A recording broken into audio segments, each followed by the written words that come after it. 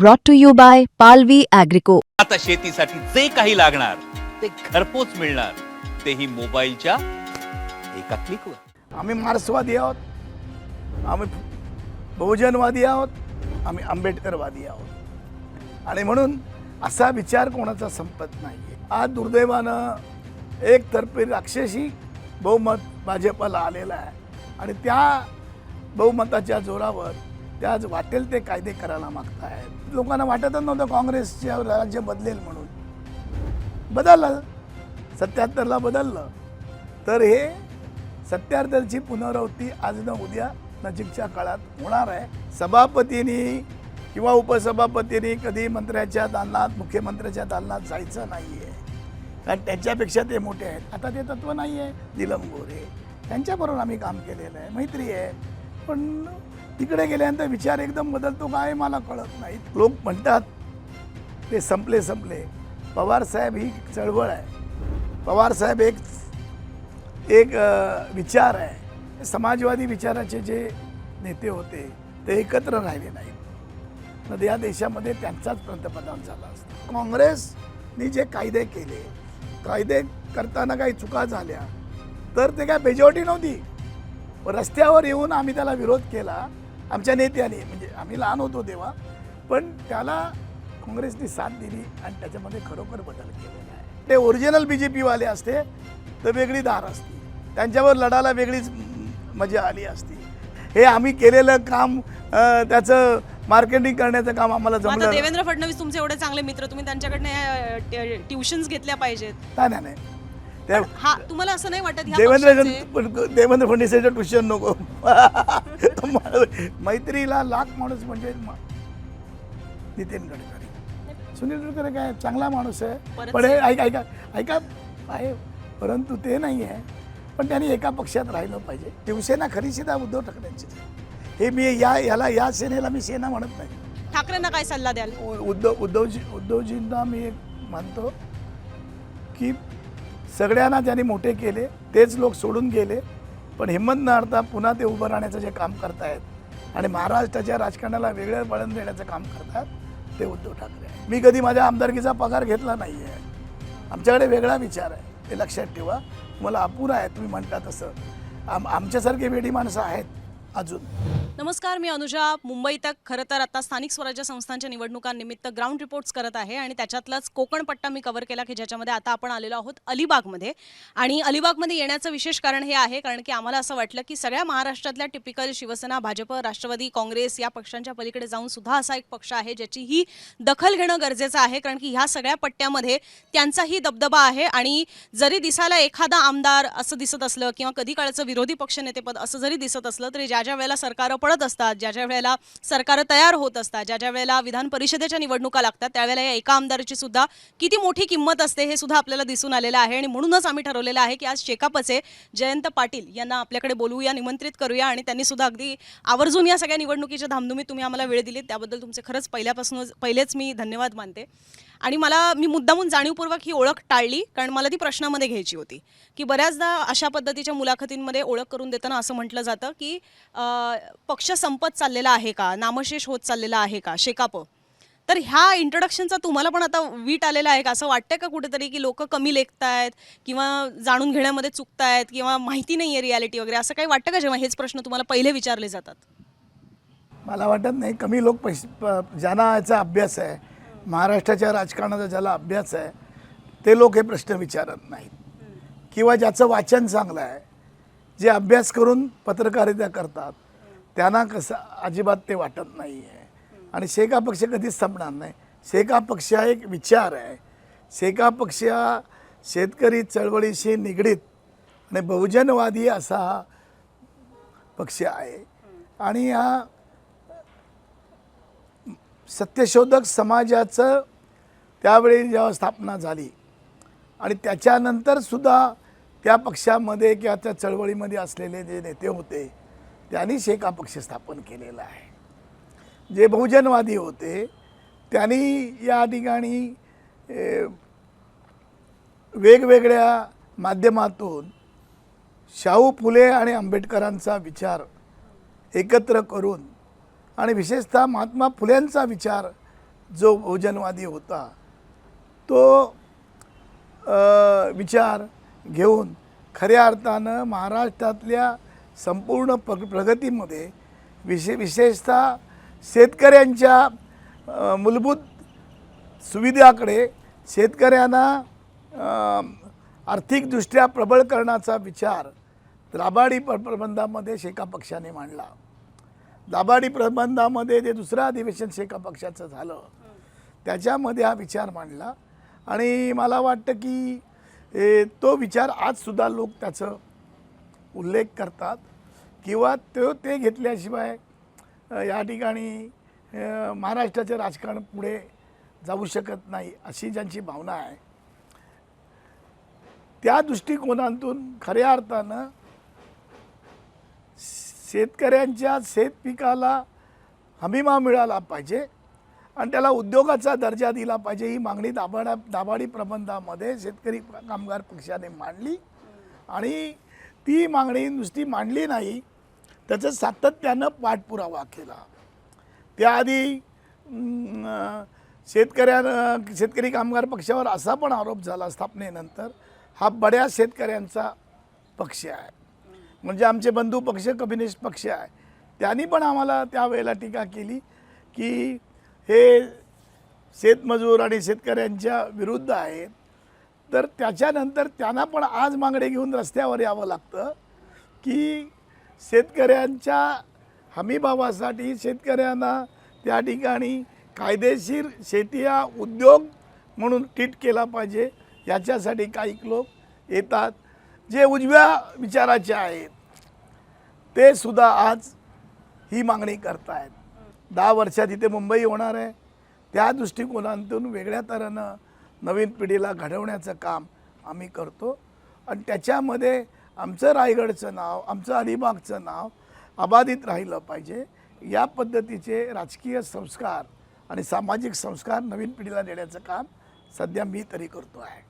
तुम्ही नव्या पिढीचा उल्लेख केलात म्हणून मला खरं तर त्याच्यावरच यायचं होतं की मी मुंबईत राहते, मी मुंबईत पाहते, माझ्या अवतीभोवती असलेल्या कुठल्याही नव्या पिढीतल्या मुंबईतल्या तरुणांना हा पक्षाबद्दल एवढं माहिती नाही आहे, जे राजकारणाची जाण ठेवत नाहीत. जे राजकारणाची जाण न ठेवून सुद्धा त्यांना भाजप माहिती असते, काँग्रेस माहिती असते, शिवसेना, राष्ट्रवादी, मनसे तर वेगळ्याच मुद्द्यांमुळे माहिती असते, पण त्यांना शेकाप माहिती नसतो. तर कमी पडतोय का शेकाप कुठेतरी नवीन तरुण लोकांपर्यंत जाण्यामध्ये? तुमचे मुद्दे बरोबर आहे, पण आम्ही शहरी भागात कामच केलं नाही. आमच्या नेत्यांनी पण एवढ्या मोठ्या प्रमाणात कधी केलं नाही आणि नागरीकरण एवढ्या मोठ्या प्रमाणात कधी नव्हतं. ते आता वाढलेलं आहे आणि त्याचाच अभ्यास मी स्वतः करतो आहे पक्षाचा सरचिटणीस म्हणून आणि त्याच्यामध्ये बदल करायला पाहिजे.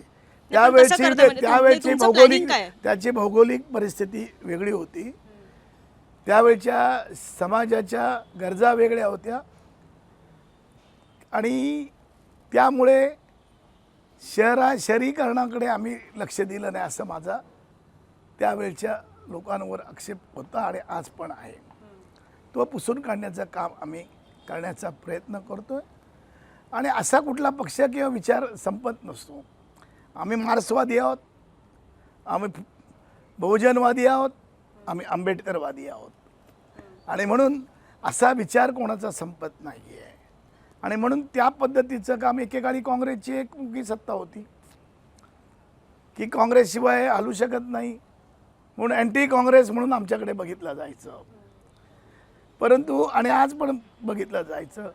पण एवढा काळ बदलला 90 नंतर आणि आता या 15 वर्षामध्ये की ज्या पद्धतीचा विचार आज येतो आहे आणि त्याच्यामध्ये गरीब माणूस अधिक गरीब होतो आहे आणि नवीन शैक्षणिक व्यवस्था बदलते आहे, नवीन सामाजिक औद्योगिकरण बदलते आहे, कामगारांच्या विरोधी कायदे या ठिकाणी होत आहेत आणि त्यामुळे या नवीन तुम्ही म्हणता त्या पिढीला कळत नाही. कायदे बनवताना, कामगारांचे कायदे बनवताना आणि त्यांचं रक्षण करणारे त्यांच्या हिताचे कायदे बनवण्याचं काम लालबावट्यांनीच केलं. मुंबई एकेकाळी साम्राज्य लालबावट्याचं होतं कारण गिरणी कामगार आणि सगळा कामगार आमच्याबरोबर लालबावट्याबरोबर होता, त्याला न्याय मिळत होता. आज हाऊसमध्ये जेव्हा संप करता येणार नाही कामगाराला कधी कंपनीने काढलं तर चालू शकतो. आज आमची ताकद कमी आहे, आमचा विचार पक्का आहे. त्याच्या विरोधात लढण्याचं काम हाऊसमध्ये मी केलं.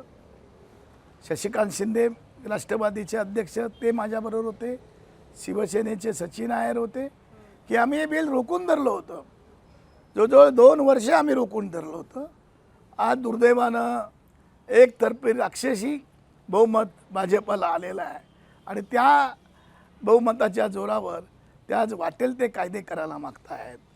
पण त्यांना माहिती नाही, जेव्हा अन्याय होतो, जेव्हा गरिबी जास्त वाढते, समाजामध्ये वेगवेगळी तफावत निर्माण होते, त्यावेळेला क्रांती होतेच आणि बदल हा होतोच आणि तो बदल होणार आहे या आशेने मी आज राजकारणात आज पण आहे. आणि विशेषतः सामाजिक आणि या सगळ्या बाबतीमध्ये एक वेगळी भूमिका घेतो. पक्ष काय संख्या किती आहे मी मानत नाही, पण ती पण संख्या सायजेबल करण्याचा माझा प्रयत्न आहे. नाही, पण माझा प्रयत्न एवढाच नाही आहे, तर माझे विचाराचे जे पक्ष आहेत तो माझा मुद्दाच नव्हता. माझा प्रश्न असा होता की ज्यावेळेला नवी पिढीचा हा मुद्दा येतो, तुम्ही आत्ता ज्या विचारसरणी मांडल्यात त्या विचारसरणी तरी त्यांना कळतायत का? त्या विचारसरणीवर तेवढं ते वाचतायत का? त्याच्यावर तेवढा ते विचार करतायत का? आणि मग ते म्हणून माझा प्रश्न ना की नवा मतदार मतदान करताना विचारसरणीच्या धर्तीवर मतदान करतोय का, इथेच प्रश्न मुळात उपस्थित होतो. पण त्यालाही बघा, हे असंच होतं पूर्वी पण स्वातंत्र्यपूर्व काळात किंवा जेव्हा फ्रेंचची क्रांती झाली, चीनमध्ये कायदे क्रांती शेतकऱ्यांनी केली मावकडनं, रशियामध्ये कामगारांनी क्रांती केली. आज ना उद्या होतं आहे. जे या गमेंडीत जातात किंवा म्हणतात, हे तुम्ही का म्हणतात, तुम्ही शहरामध्येच राहिलेले आहेत. ग्रामीण भागामध्ये जी परिस्थिती आहे, अजून पण आदिवासी वाड्यांवर रस्ते नाहीत, शाळा नाही आहे. ग्रामीण भागातलं दारिद्र्य, अलिबाग तालुका हा इथे शेका पक्षाचंच वर्चस्व आहे, आज पण आहे. मशीनमध्ये गडबड झाली, कशामध्ये झाली आम्हाला माहिती नाही, पण जवळजवळ 40-45 वर्ष आमदारकी आमच्याकडे किंवा काँग्रेसकडे होती 2-3 वेळा. परंतु या बाबतीमध्ये विचाराने करणारे जे कार्यकर्ते आहेत ते आम्ही घडवतो आहोत. आणि मला वाटतं एक चांगली टीम रायगडमध्ये आज माझ्याकडे आहे की जिथे 4 ते 5 हजार एज्युकेटेड कार्यकर्ते माझ्याकडे आहेत. तरुण आहेत, भरपूर तरुण आहेत. आज माझी चित्रलेखा पाटील जी विधानसभेची उमेदवार आहे होती, थोड्या मताने पडली, परंतु तिच्याकडे तर 400-500 महिलांची या शहरात आणि आजूबाजूच्या खेड्यातली टीम आहे. एज्युकेटेड मुली, एज्युकेटेड मुलं, आणि त्याचा उल्लेख अनेक लोक करतात. ती घडवण्याचं काम आहे. मागून कळेल तुम्हाला या ठिकाणी काय बदल आहे आणि कसं होणार. नुसतं सगळ्या बाबतीत नाही आहे, विचाराने परिपक्व. आज पण माझी या मतदारसंघात किंवा या डिस्ट्रिक्टमध्ये 4.5 लाख मतं आहेत. ते विचाराचे कार्यकर्ते आहेत. आमच्या वर्धापन दिनाला पक्षाच्या 2 ऑगस्टला किमान 25-30 हजार लोक कार्यकर्ते जमा होतात. एकत्र आमंत्रण न करता काय नाही, एकत्र भोजन करतात, सगळं करतात. एक वेगळं यावेळेला स्वतः मनसेचे नेते राजसाहेब आले होते, नंतर संजय राऊत आले होते, पत्रकार आणि शिवसेनेचे नेते, बरेच शशिकांत शिंदे पण आले होते. जे इंडिया आघाडीमध्ये आहेत त्याच्या प्रमुख पक्षांना आम्ही मुद्दाम आमंत्रित केलं होतं की हा विचार वाढवला पाहिजे आणि कळला पाहिजे. मला वाटतं एक या वयामध्ये पण माननीय पवारसाहेब जे फिरत आहेत, लोक म्हणतात ते संपले. पवारसाहेब ही चळवळ आहे, पवारसाहेब एक विचार आहे आणि पवारसाहेब हे सातत्यानं वेगळ्या नवीन कल्पनातून ग्रामीण भागातला शेतकरी ही वरती आला पाहिजे यासाठी त्यांनी आयुष्यात जे काम केलेलं आहे ते महाराष्ट्र कधीच विसरून शकणार नाहीत. मग तुम्हाला सांगतो, जेवढा दिवा लवकर पेटतो तेवढा लवकर विझतो, ही नियतीने ठरवलेलं आहे. एका दिवसामध्ये कारखान्याला लोन दिलं तर एका दिवसामध्ये तो BJPचा विचाराचा होतो आणि तो आमच्यावर टीका करतो. हे जास्त दिवस चालणार नाही. काही पत्रकार पण होऊन गेले इकडे की त्यांनी चळवळ उभी केली त्यांच्या लेखणीतून. माधव गडकरी आहेत, अनेक आहेत. याच्यामध्ये मी माधव गडकरींचं कौतुक करेन. ज्या वेळेला सिमेंट प्रकरण अंतुले साहेबांचं आलं आणि बाकीच्या लेखणीनी 3 मुख्यमंत्री बनवण्याचं काम 5 वर्षाच्या टर्ममध्ये माधव गडकरींनी केलेलं. तुमचा जन्म पण झाला नसेल मला तर वाटतं. 80च्या दशकात मी नव्हते. नाही 80च्या काळात म्हणजे 84 83 अंतुले 80ला 80 ते 82 81 81ला भोसले आले. परंतु या बाबतीमध्ये खऱ्या अर्थानं हा बदल होत असतो. वेगवेगळे तऱ्हेचे काय आपलं पण काम आहे. केवळ लेखणीनी त्यांनी लिहिलेल्या सकाळमध्ये लोकसत्तामध्ये ह्याच्यामुळे 3 मुख्यमंत्री बदलले. होईल, या भूमीमध्ये तसं चालत नाही. या भूमीमध्ये हे जास्त दिवस अतिरेक नाही. पण तुम्हाला काय फरक वाटतो म्हणजे महाराष्ट्राचं इतक्या वर्षांचं राजकारण तुम्ही पाहिलेलं आहे. जुन्या काळातलं राजकारण, जुन्या काळातले राजकारणी, त्यांचं पद्धती आणि आत्ताचे राजकारणी, आत्ताची कार्यपद्धती, आत्ता जे सगळं महाराष्ट्रात चाललंय, काय फरक वाटतो तुम्हाला? भरपूर जमीन आसमानाचा फरक आहे. सांगा, आमच्या सारख्या नव्या पिढीला सांगा. नाही मी तुम्हाला खरोखर सांगतो की आमच्या घरामध्ये 25 सालापासून आमदारकी आहे. आमचे आजोबा 25 साली आमदार होते. तेव्हा 7 बाऱ्यावर होतो असं आम्हाला ते सांगायचे लहानपणी. त्याच्यानंतर माझे काका झाले, माझी बहीण झाली, मी स्वतः झालो बहीण असताना, माझा भाऊ झाला.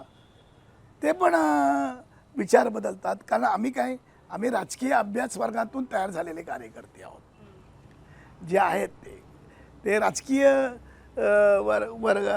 वर्गात काम केलेलं आहे, त्यांनी विचार मांडलेला आहे, ज्यांनी अभ्यास केलेला आहे, ते कधीच हा असा विचार बदलत नाही आहेत. आणि म्हणून त्यावेळचं जे काम होतं ते अतिरेक होतं. लोकांना वाटतच नव्हतं काँग्रेसचे राज्य बदलेल म्हणून. बदललं, 77ला बदललं. तर हे 77ची पुनरावृत्ती आज न उद्या नजीकच्या काळात होणार आहे हे तुम्हाला सांगतो. पण 77 नंतर सुद्धा जे सरकार आलं ते सुद्धा भांडणात गेलंच ना. म्हणजे असं नाही की ते पुढे शाश्वत राहिले. उलट इंदिरा गांधींना कमबॅक करणं जास्त सोपं झालं त्याच्यामुळे. गोष्ट खरी आहे. सत्ता आली की सत्तेची मस्ती नाही पाहिजे. आणि जे त्यांच्यावर अन्याय झाला तो अन्याय ते पुन्हा त्याचा बदला घ्यायचं काम त्यावेळच्या राज्यकर्त्यांनी असं मला वाटतं. कारण माझे वडील आणि काका हे आणीबाणीमध्ये 17 महिने पूर्णपणे तुरुंगात होते. आणि आणीबाणीतले त्यावेळचे आम्हाला मिळालेला त्रास, त्यावेळेला घेतलेली छळवणूक पिळवणूक ही आम्ही उपभोगलेली आहे. आणि म्हणून पहिला विचार काँग्रेस विरुद्ध जे पक्ष होते ते एकत्ररित्या काम करायचे. आजची भूमिका बरत होती. मग काँग्रेसवाले कितीतरी बरे होते. नाही तुम्ही सभागृहाचं काम, मी सभागृहामध्ये 25 वर्ष काम केलं. 20 वर्ष मी बघितलं. मी पण पत्रकार आहे, छोटासा, तुमच्या एवढा मोठा नाही आहे.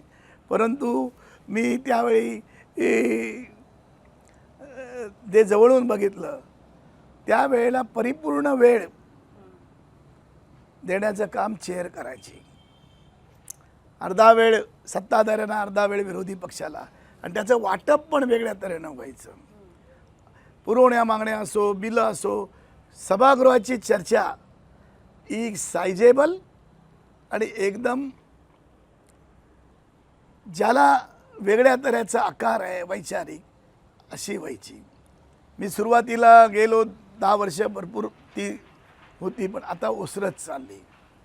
सभागृहामध्ये पण कामकाज वेगळं आहे. सभागृहाची जी बंधनं आहेत, नियम आहे आणि असलेली परंपरा आहे ती लोप पावते का असं मला माझ्या शेवटच्या काय परंपरा आहे. मी म्हणून तर म्हटलं ना, आमच्यासारख्यांनी ते जुना तो काळच पाहिलेला नाहीये किंवा तो फक्त पुस्तकात आहे. तो असा ते दृश्य स्वरूपात आम्ही कधी पाहिलेलं नाहीये. तर ते नव्या पिढीला थोडं सांगा ना की काय ती सभागृहाची परंपरा होती. आणि आज अनेक जण तेच म्हणतात की आता ती परंपरा राहिली नाही. परंपरा म्हणजे काय? विरोधी पक्ष नेत्याने किंवा विरोधी पक्षाच्या आमदारांनी जर एखादा विचार मांडला, एखाद्या विषयावर ते बोलले, तर मुख्यमंत्री पण येऊन त्यांचं अभिनंदन करायचे उठून. असा एखादा किस्सा सांगाल आम्हाला, नक्की आवडेल ऐकायला. नाही माझा सांगतो, तर तेवढ्या लांबचं मी सांगायला आता वेळ नाही माझ्याकडे. पण ते मी बघितलेलं आहे. पत्रकार म्हणून प्रेस गॅलरीत बसताना मी अनेक वेळा रिपोर्ट करताना ते बघितलेलं आहे आणि त्याच्यामुळे ते बघितलेलं आहे. पण मी नितीन गडकरी जे विरोधी पक्षनेते होते आणि माझ्या दुसऱ्या टर्ममध्ये मी त्यावर त्यांच्या विरोधात बोलत होतो आणि थोडा आक्रमक बोलत होतो. शिवाजीराव देशमुख त्यावेळेला चेअरवर होते, ते सभापती होते. त्यांनी बेल लावून मला बसण्याचा आग्रह केला. तुमचा वेळ संपलेला आहे. गडकरी उभे राहिले. विरोधी पक्षाला मला वेळ आहे, त्यातला अर्धा तास जयंत पाटलांना देऊन टाका, मी काही ऑब्जेक्शन घेत नाही आणि सभागृहाची संपत्ती घ्या. आणि मला त्याने तो वेळ दिला. मी त्यांच्या विरोधातच तसं बोललो. परंतु भाषण संपल्यावर चेअरमननं उठून गडकरी माझ्याजवळ आले आणि ते म्हणाले, जयंतराव चांगले बोललात, मी माझं उत्तर देईन तुम्हाला याच्यावर माझ्या विचारामध्ये, परंतु पाठ टपोटली, मला तुमचा अभिमान वाटतो. गडकरी हे वेगळ्या उंचीचा माणूस आहे. ते गेला, कुठल्याही पक्षाचा गेला, आज पण तिथे गेले, ते मी भोगले. फरांदे सरांना सभापती म्हणून BJPने केले, पण जेव्हा चेअरवर बसले तेव्हा गडकरी तिथे आले, विरोधी पक्ष होते. BJPच्या लोकांना पण ते खाली बसून त्यांच्या विरुद्ध रुलिंग द्यायचे. ते म्हणाले, नाही जयंतराव, मी इथे बसलो तेव्हा सर्व पक्षाचा आणि सभागृहाचा आहे आणि निपक्ष आहे. जेव्हा शपथ घेतली तेव्हा मी निपक्ष, आणि मी अनेक वेळा सभागृहात या गोष्टी उद्भूत केलेल्या आहेत. त्या पद्धतीचं काम आहे. याच्यामध्ये वेगळी आम्ही बघितलं. नाना कुंटेंना आमचे वडील किंवा काका होते. नाना कुंटे साहेबांना आताचं आपलं जे सह्याद्री आहे तिथे मुख्यमंत्री निवासस्थान होतं. त्यांना त्या ठिकाणी पाठवली गाडी. नाना कुंटेंना, जे अलिबागचे आमदार होते पहिले स्वातंत्र्यानंतरचे, आमच्या आजोबांच्या विरुद्ध ते निवडून आले होते. आणि मुरारी सांगितलं, हे नानासाहेबांना बोलवा, आपल्याला चर्चा करायची आहे, पार्टी मीटिंग चालू आहे. ते म्हणा, माझं काही काम नाही आहे, मी येणार नाही. आणि त्यांनी सांगितलं येणार नाही. मग पुन्हा पाठवलं त्यांना गाडी घेऊन. सगळे PAB आले. ते म्हणाले, मी एकदा सांगितलं मी येणार नाही. मग त्यांनी फोन केला त्यांना. ते म्हणाले, माझं काहीच काम नाही, मी काय पार्टीचा नाही आहे, आता मी आज अध्यक्ष आहे विधानसभेचा, मी काय कुठल्याही पक्षाचा नाही आहे जोपर्यंत या खुर्चीवर आहे.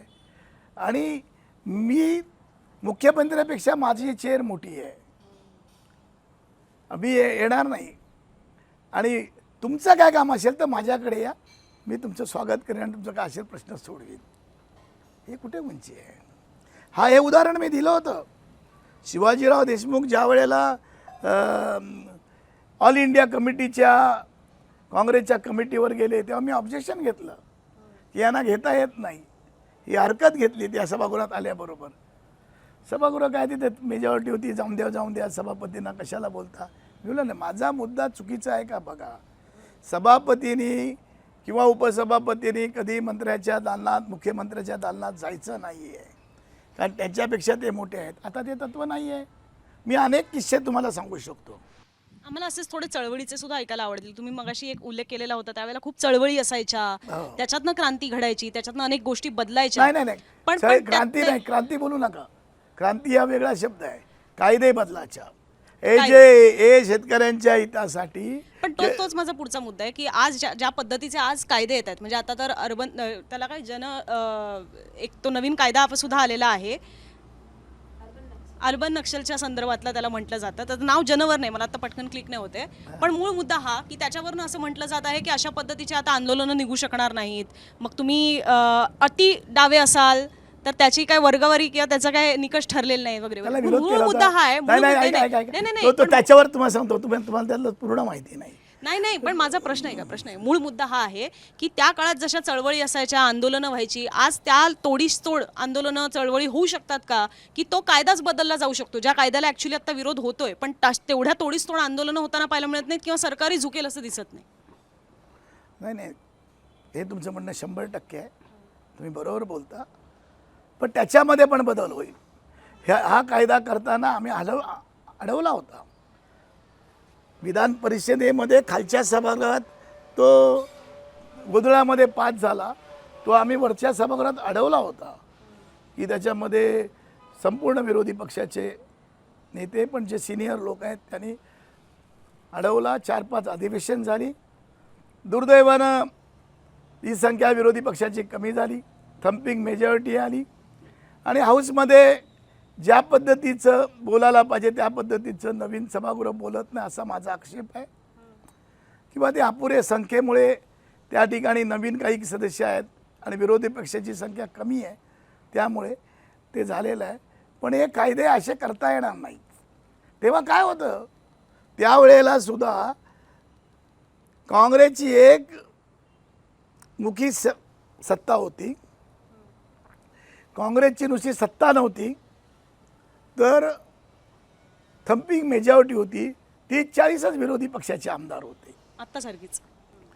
पण त्याच्यामध्ये भरपूर आक्रमक अभ्यासू असे नेते त्या ठिकाणी निवडून यायचे. त्यांचं वक्तृत्व, त्यांचा अभ्यास, त्यांचं कायद्यावर असलेलं संपूर्ण योगदान विचार मांडताना ते ऐकूनच, ते वाचूनच आम्ही थोडंफार तिथे हाऊसमध्ये काम करू शकतो. आणि मला वाटतं मला पहिल्या वर्षीच उत्कृष्ट संसदपटू म्हणून त्यावेळेला गेलो होतो. मी जिल्हा परिषदेतून तिथे गेलो, एवढं माहिती नव्हतं, पण पत्रकार म्हणून मी जेव्हा हाऊसमध्ये बसायचो किंवा प्रेक्षक गॅलरीमध्ये पिक्चर न बघता हाऊसमध्ये बसायचो, त्याचा उपयोग मला परिपूर्ण झाला. आणि अनेक वेळा मी त्यावेळेला सभागृहातले वर विचार मांडताना त्या मागच्या ज्या तुम्ही मांडता, माझ्याकडे मागणी करता, ते किस्से बी अनेक वेळा माझ्या विचाराने मी तिथे मांडलेले आहेत आणि त्याचे नोंद आजसुद्धा सभागृहाच्या दप्तरात पण आहे. आता तसे राजकारणी नाही राहिले की जे आता अक्षय होतील, तुम्ही निराश व्हायचं नाही आहे, होतील. शेवटी रावणाला वध करायला रामच आला ना. पण एक काँग्रेस आणि भाजपमध्ये तुम्हाला काय फरक वाटतो? तर तुम्ही म्हणाले काँग्रेसची थम्पिंग मेजॉरिटी होती, भाजपची आज आहे, पण दोघांच्याही नाही, काँग्रेसने असे हां. जे गेले कायदे बदलताना, रोजगार हमी कायदा शेका पक्षाने 5 आमचे हुतात्मे दिले. वैरागचा गोळीबार झाला, इस्लामपूरचा गोळीबार झाला इंडी पाटलांच्या नेतृत्वाखाली. हे ज्या चळवळी केल्या त्याची दखल शस्त्राने घेतली आणि त्यावेळेला त्यांनी रोजगार हमी, लोकांना खायला अन्न नव्हतं, ते आम्ही बघितलेलं आहे. 61 ते 67 पर्यंत तांदूळ खायला बंदी होती बुधवारी आणि शनिवारी. हे काँग्रेसने नाही. आज जी अन्नधान्याची सुबत्ता आहे की एवढं धान्य तयार होतं की समुद्रात शेवटी बुडवायला लागतं, अशी परिस्थिती झाली. ते काँग्रेसने केलं. काँग्रेसने जे कायदे केले ते काही कायदे काय असे नव्हते, अनेक कायदे बदललेले आहेत. तुम्ही जरा वाचन करता असं मला वाटतं जास्त, तुम्ही जे प्रश्न विचारता त्याच्यामध्ये, तर वाचन मी तुम्हाला देतो 2-3 पुस्तकं. लायब्ररीमध्ये जा आमच्या विधानमंडळात. नाही, माझा प्रश्न असा होता की काँग्रेस आणि भाजपमध्ये तुम्हाला फरक काय जाणवतो? भरपूर फरक आहे. तुम्ही इतकी वर्ष संसदीय राजकारणात आहात. नाही, भरपूर फरक आहे. तोच काँग्रेस, मी तेच सांगतो तुम्हाला, काँग्रेसने जे कायदे केले, कायदे करताना काही चुका झाल्या तर ते काय मेजॉरिटी नव्हती, पण रस्त्यावर येऊन आम्ही त्याला विरोध केला आमच्या नेत्यांनी. म्हणजे आम्ही लहान होतो तेव्हा, पण त्याला काँग्रेसने साथ दिली आणि त्याच्यामध्ये खरोखर बदल केलेला आहे.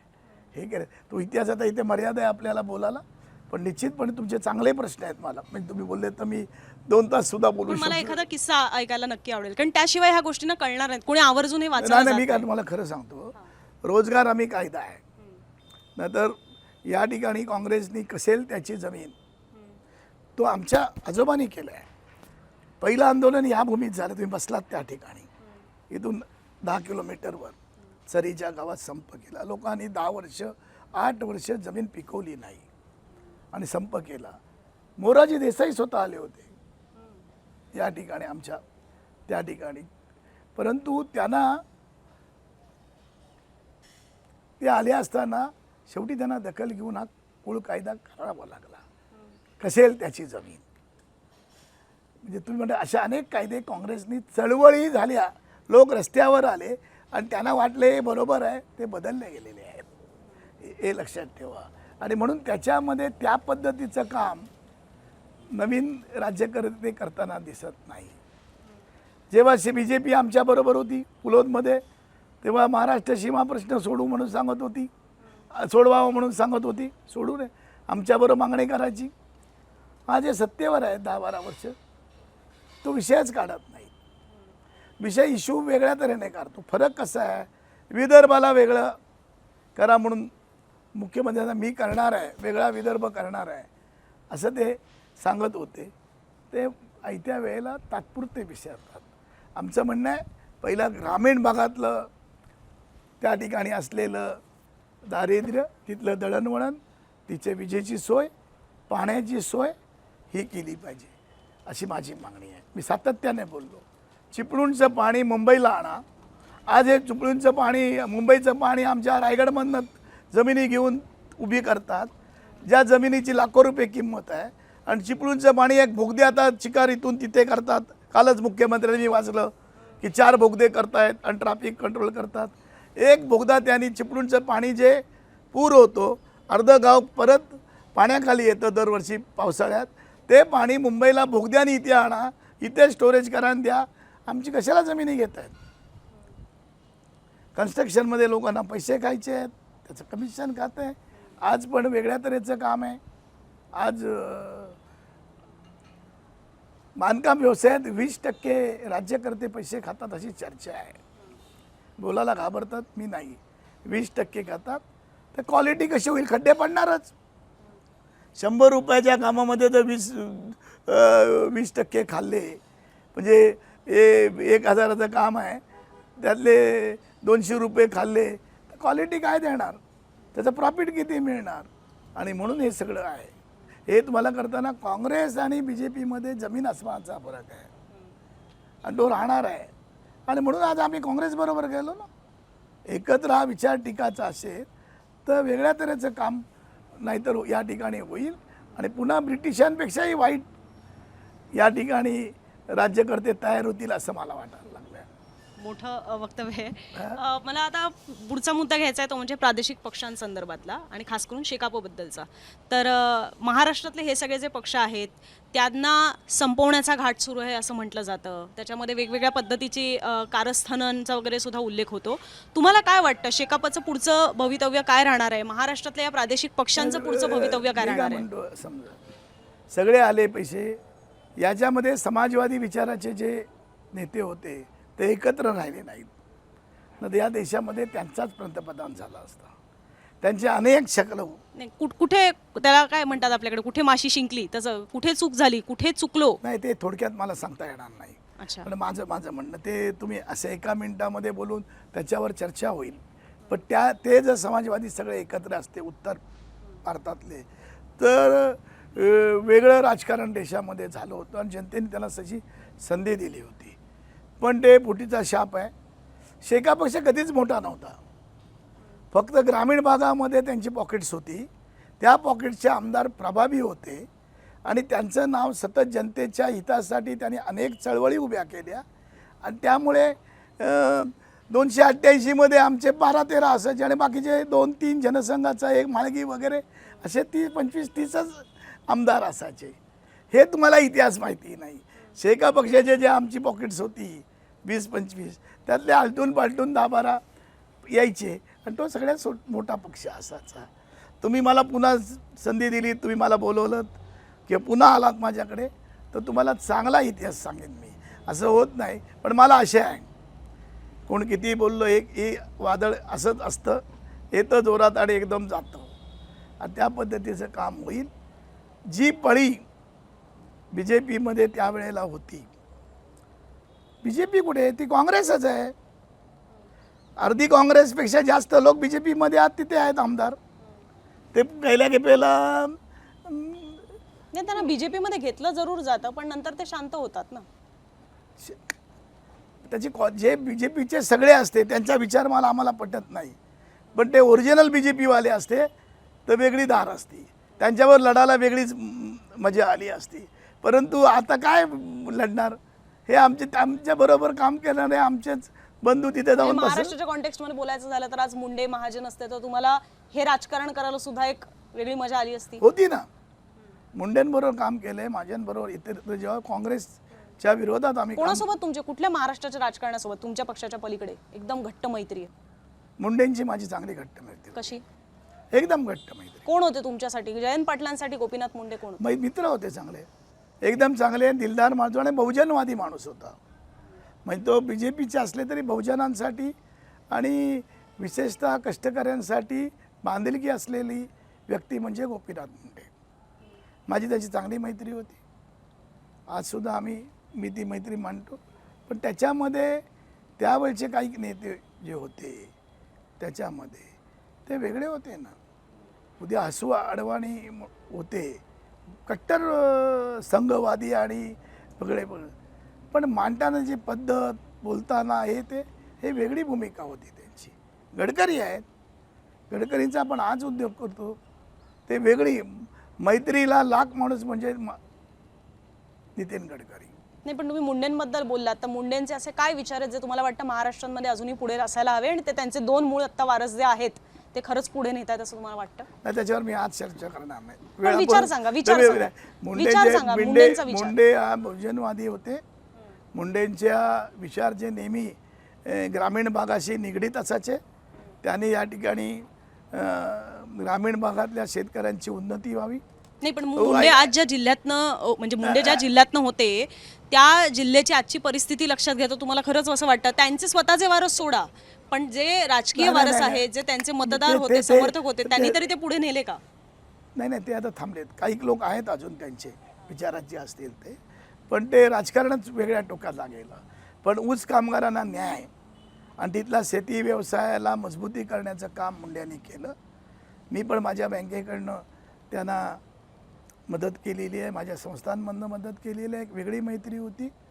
परंतु राजकारणाच्या पलीकडे जाऊन जी मैत्री ठेवणारे नेते महाराष्ट्रात आम्ही जवळून बघितले. कसे म्हणजे तेच कसं? त्या दिवाकर रावते आहेत शिवनेचे, एक चांगले ते आमच्या अलिबागचेच आहेत. एक वेगळी धार असलेला नेता. काय मैत्री म्हणजे तुम्ही काय करायचं ते राजकारणाच्या पलीकडे? चर्चा, कामं असली विचारात, ते सगळ्या गोष्टी आमच्या असायच्या. म्हणजे जसं फॅमिलीसारखं हाऊसमध्ये एक वेगळं वातावरण आहे की कुटुंबासारखं त्या ठिकाणी राहण्याचं काम आम्ही करतो. तक्रारी झाल्या आणि अमुक केले. नीलम गोरे आहेत, या युवकांच्या खऱ्या कार्यकर्त्या नीलम गोरे, त्यांच्याबरोबर आम्ही काम केलेलं आहे, मैत्री आहे. पण तिकडे गेल्यानंतर विचार एकदम बदलतो काय मला कळत नाही. त्या बदलत नाहीत, परंतु अजून त्यांची त्याच्यावर माझ्या हाऊसमध्ये पण शिकार वेळा त्यांच्यावर वाद व्हायचा, पण तो तेवढ्या पुरता आहे. मैत्री आमची कायमची आहे. ही जी मैत्री जी ठेवली, अनेक लोकांचे उदाहरण मी देऊ शकतो मैत्रीच्या बाबतीमध्ये. ते कायम ठेवलेले आहेत आपण मैत्रीमुळे. आणि त्याच्यामुळे चळवळीमध्ये, विचारामध्ये वेगळ्या तऱ्हेची धार येते. विचार प्रगल्भ करण्याचं काम अशा नेत्यांवर बसल्यानंतर वेगळ्या तऱ्हेचं काम करू शकतो.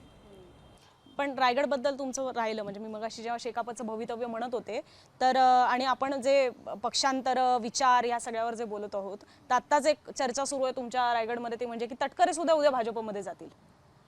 तर मग अशामध्ये तो जो राजकीय राज्यातले जे पक्ष आहेत, तटकरे अजित पवारांना सोडू शकत नाहीत असं वाटतं तुम्हाला? तटकरे आणि खास करून प्रफुल्ल पटेल हे अजित पवारांना सोडणार नाहीत? नाही, प्रफुल्ल पटेलांबरोबर बोलणार नाहीत, ते मोठे नेते आहेत, मी त्यांच्यावर कॉमेंट. पण तटकरे सोडणार नाही असं वाटतं?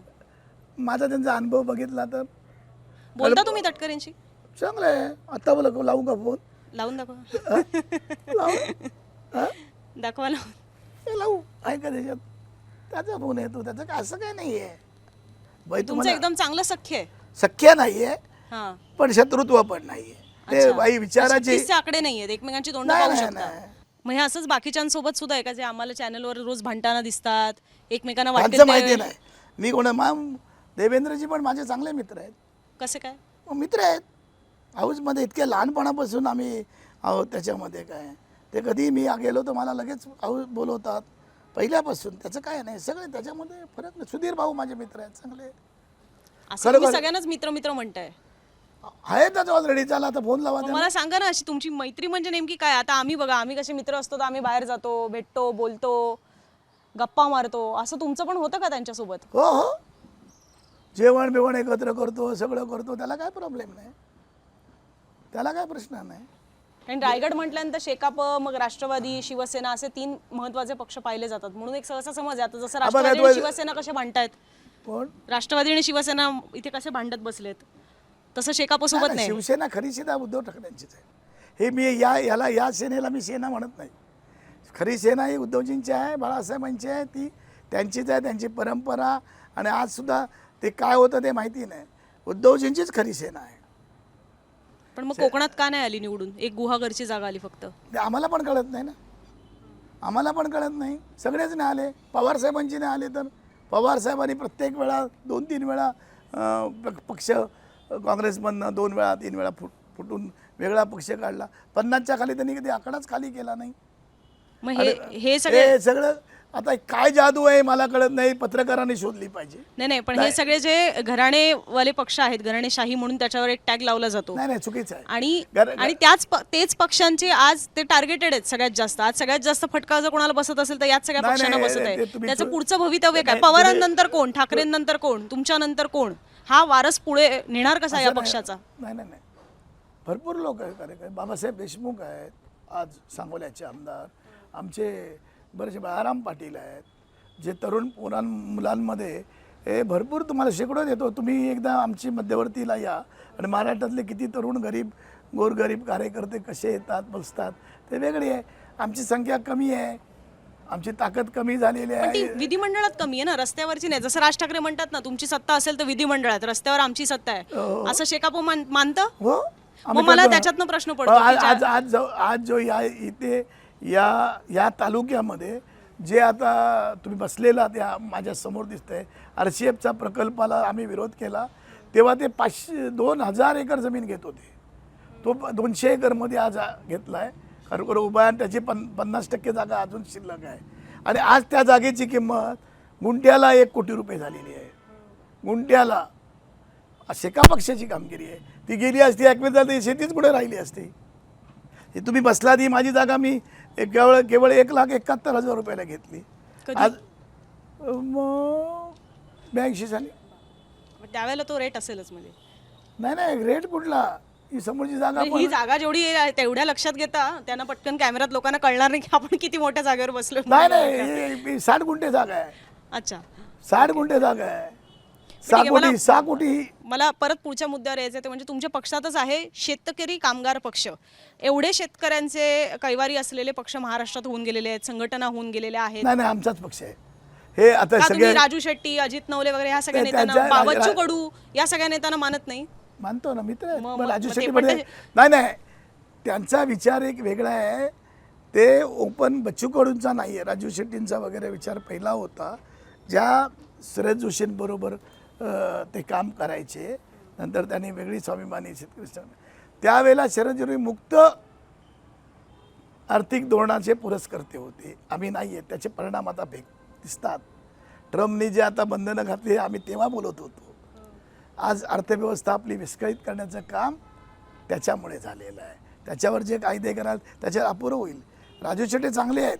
या ठिकाणी ऊसाची आणि साखर कारखानदारांची असलेली मक्तेदारी आणि शेतकऱ्यांची पिळवणूक करत होते कारखानेवाले, ते थांबवण्याचं काम राजू शेट्टीने केलेलं आहे.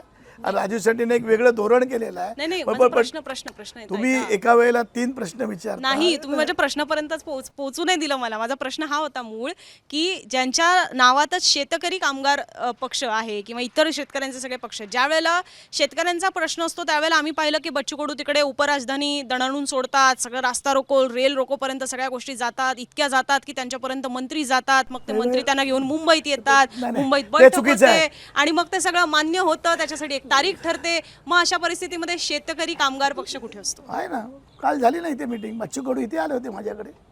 ज्या वेळेला झालं तेव्हा इकडे भरपूर पाऊस पडत होता, कळलं का, या ठिकाणी. आणि आम्ही सांगितलं, आम्ही सगळी मदत तिथल्या लोकांना, पण आम्हाला हे मीडियावर येता येत नाही ना. का आता आम्ही बच्चू कडूंचं सगळं आंदोलन कव्हर केलं की पूर्ण आम्हाला येता येत नाही. हे आम्ही केलेलं काम त्याचं मार्केटिंग करण्याचं काम आम्हाला मग आता जमलं देवेंद्र फडणवीस तुमचे एवढे चांगले मित्र, तुम्ही त्यांच्याकडनं ट्युशन्स घेतल्या पाहिजेत. नाही त्या पण हा तुम्हाला असं नाही वाटत ह्या पक्षाचे देवेंद्र फडणवीसांचं ट्युशन नको पण मी काय म्हणतो का नको, एवढे चांगले मित्र तर म्हणालात त्यांना तुम्ही. आहेत विचारा त्यांना, आता घरी मुंबईला गेल्यावर विचार त्यांना मी विचारेन, ती त्यांची बाजू असेल, तुमची बाजू मला पहिले सांगा, तर मी त्यांना विचारेन ना की बाबा जयंत पाटील असं म्हणतात तुमच्या. नाही त्यांचे विचार म्हणजे त्यांचे विचार वेगळे आहेत. त्यांचे विचार जे मुक्त आर्थिक धोरणं आणि जी धोरणं आहेत ती धोरणं त्यांच्या पक्षाची आणि त्यांची स्वतःची वेगळी आहेत. एक शेवटचा घेते मी प्रश्न, तो अशा अर्थाने आपण नवी पिढीबद्दल बोलत होतो म्हणून तुम्ही म्हणता की आम्हाला असं मीडियावर येता येत नाही, पण आजकाल नाही येत नाही, आम्ही आम्हाला काम केलं आम्ही तुम्ही पोहोचणार कसे मला सांगा नव्या काय लोकांपर्यंत. पोचलं तरी चालेल. आम्ही आमच्या विचाराबरोबर याच्याबरोबर आम्ही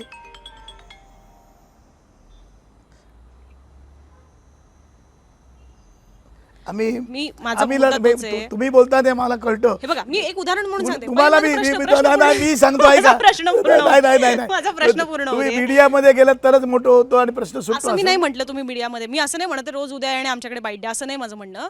मुद्दा काय आता बघा, भाजपची सिस्टीम कशी तयार झाली ती मी तुम्हाला सांगते आणि म्हणून माझा हा प्रश्न आहे. ऐकायचीच नाही मला ती सिस्टीम, पण मला ऐकायची नाही आणि मला तुम्ही प्रभावित करू नका मी त्याच्यामध्ये. प्रभावित नाही करत आहे, मी माझा प्रश्न विचारते. तुम्ही नसेल तुम्हाला तर तेही तुम्ही मांडू शकता ना.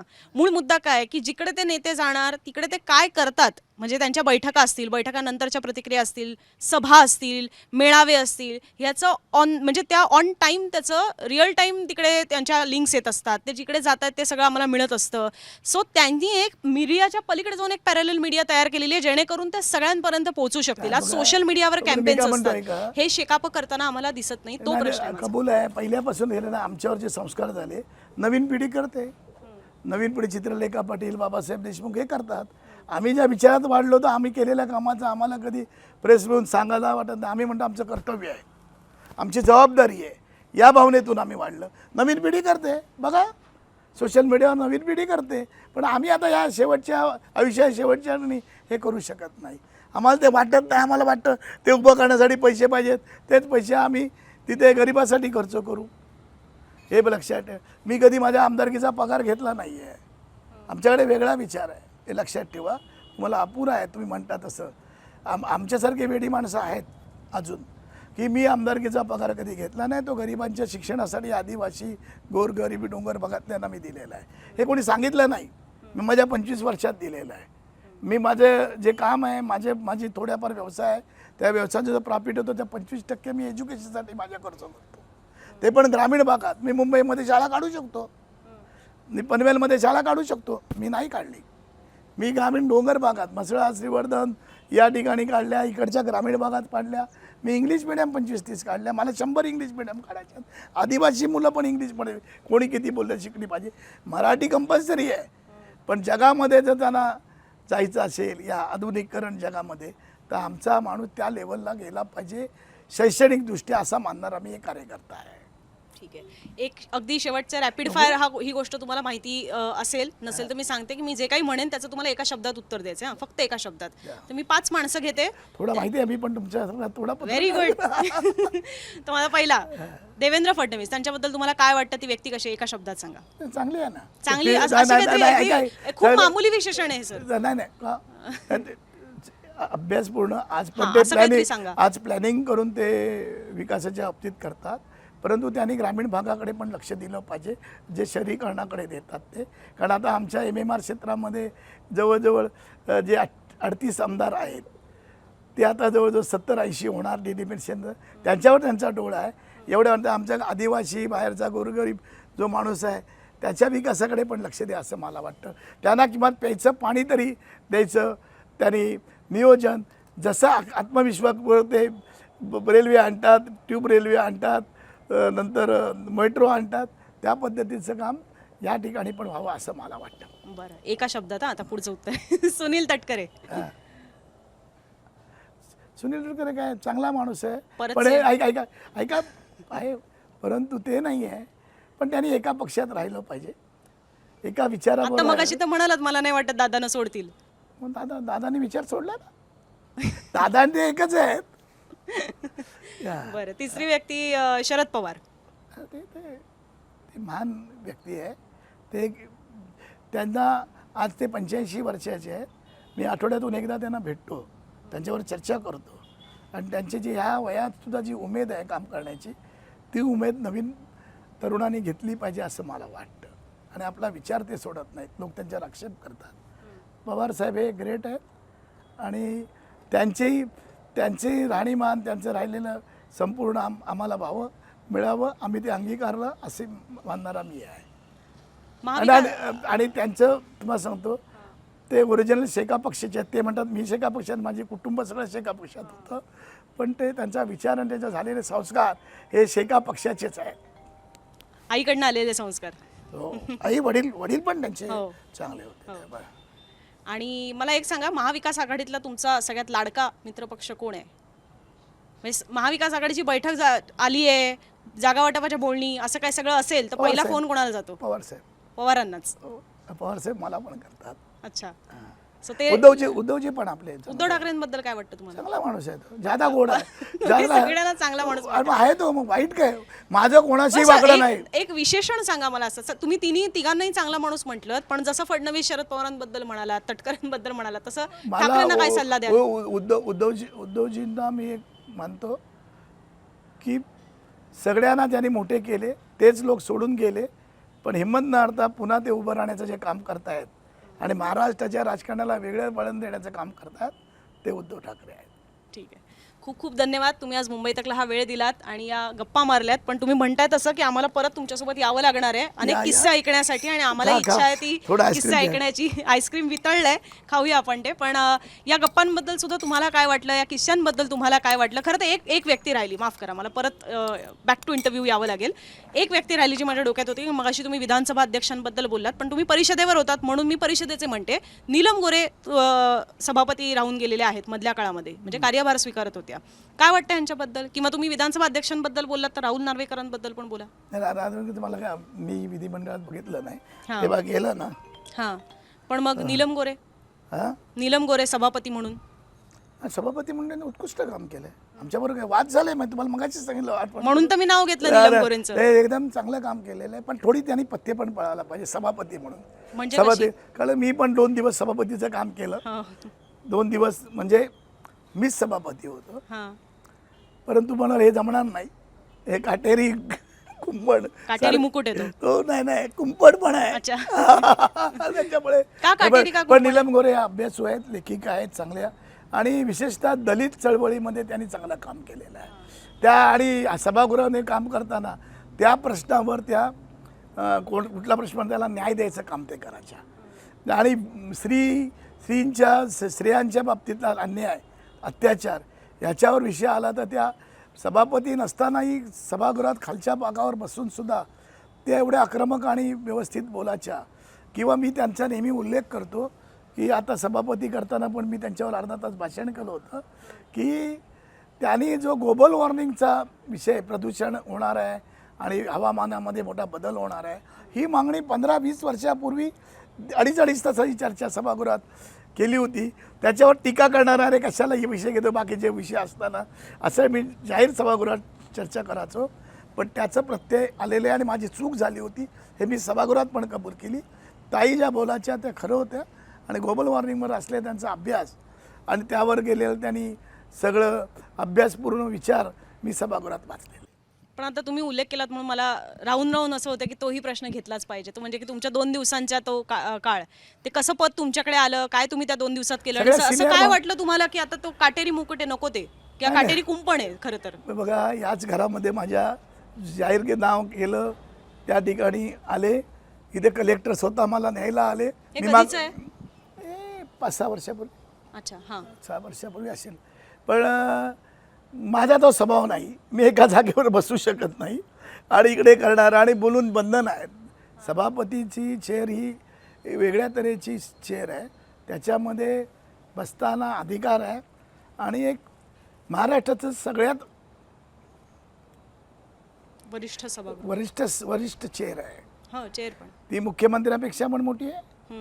ती खालच्या सभागृहात पण आहे. वरिष्ठ सभागृहाचाच सभापतीच्या ताब्यात सभागृहाचा आवारा असतो आणि म्हणून त्या ठिकाणी जी पथ्य आहेत ती मी पाळू शकत नाही. नाही नाही, पण ते पद तुमच्याकडे कुठल्या परिस्थितीत आलं होतं? Senior म्हणून. सिनियर म्हणून आलेलं होतं. हा. मग त्यावेळेला जेव्हा तुम्ही त्या चेअरवर बसलात, खाली वळून पाहताना सगळ्यात जास्त खोड्या करणारं कोण होतं? सगळ्यात जास्त नीट ऐकणारं, अटेंटिव्ह ज्याला म्हणतात अधिवेशनामध्ये, ते कोण होतं? नाही तेवढं सभागृह चाललं नाही. नाही चाललं. हा सभागृह राहिले 2 दिवस होतं पण मी पण त्या 2 दिवसात काहीतरी एक अशी गोष्ट असेल की जी तुम्हाला आजही आठवते त्या 2 दिवसातली. ते ऑफिशियली रुटीनचं काम असतं. अच्छा हा सभागृहाचं कामकाज नाही चाललं त्याच्यात. अच्छा, ठीक आहे. खूप खूप धन्यवाद, तुम्ही आज मुंबई तकला हा वेळ दिलात त्याबद्दल. तर या चर्चांबद्दल तुम्हाला काय वाटतं, तुमच्याही प्रतिक्रिया खाली कॉमेंट बॉक्स म्हणून जरूर आमच्यापर्यंत पोहोचवा. आणि असेच वेगवेगळे इंटरव्ह्यूज पाहण्यासाठी, ग्राउंड रिपोर्ट्स पाहण्यासाठी निवडणुकांचे मुंबई तक सोबत चॅनलला सबस्क्राईब करायला विसरू नका. तुर्तास आता इथेच थांबतोय. कॅमेरामॅन राकेश सळसकरसह मी अनुजा, मुंबई तक, अलिबाग.